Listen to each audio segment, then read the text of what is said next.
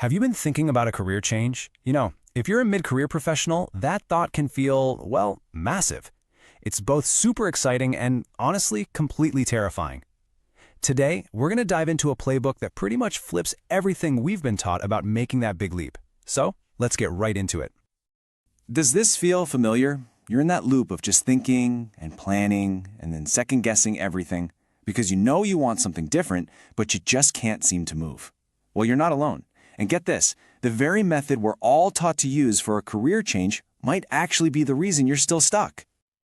Okay, so first up, let's expose this trap. We're talking about the conventional wisdom that sounds so logical, so right, but more often than not, it just leads us to a complete dead end. From the moment we start thinking about work, we're told, be methodical, have a plan, be rational, right? It feels like the safe path, the responsible thing to do. And yep, here it is. The right way we've all been sold. Step 1, know yourself. Dig deep, do some soul searching, find that one true passion. Step 2, get advice, build the perfect, bulletproof plan. And then, only then, step 3, take action. It's all so methodical and safe. But does it actually work? What if this safe, reasonable, step-by-step process is the very thing holding you back? The surprising truth is, the real key to moving forward is to do things, well, completely backward. So why does this classic approach fail so many of us? Well, some fascinating research from an organizational behavior expert named Herminia Ibarra shows that the whole plan first model is built on a huge misunderstanding of how we actually change as people. Okay, so here is the big idea that trips us all up. The old model assumes we have this one single true self just waiting to be discovered, like some kind of hidden treasure we find through deep thought. But the reality?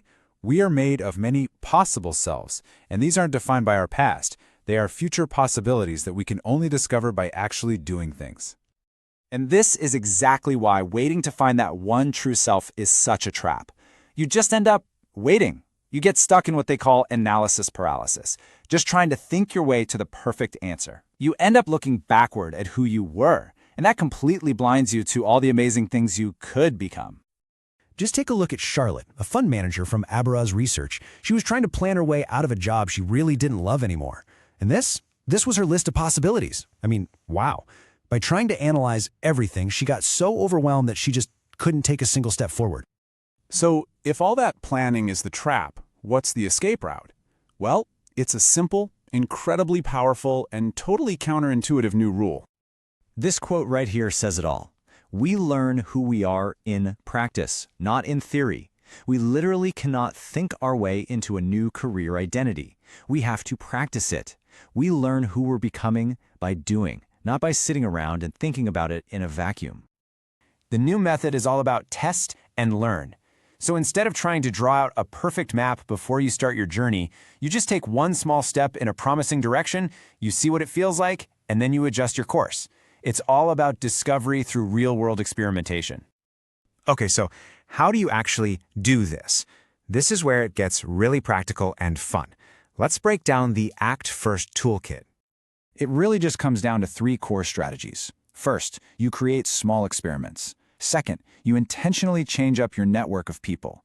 And third, you learn how to tell the story of your transition as you're actually doing it.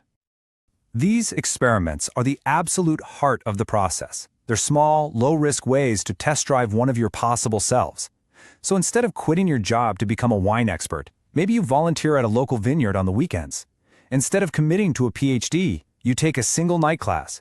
You turn your big, scary ideas into small, totally manageable actions. All right, the next strategy is to change your network. Why? Well, because the people you already know tend to reinforce who you are right now. To become someone new, you need to connect with new people. Join different professional groups, talk to people in fields that fascinate you. You'll start to see all these new paths that you never could have imagined from inside your old bubble. And inside these new networks, you find role models. And a role model here isn't just someone you admire from afar. They are a living, breathing example of one of your possible selves. They make an abstract idea, like, I want to be an independent consultant, or I want to be a nonprofit leader, feel real and actually attainable. And finally, the story. We always think we need this perfect, clear, epiphany story before we can make a change.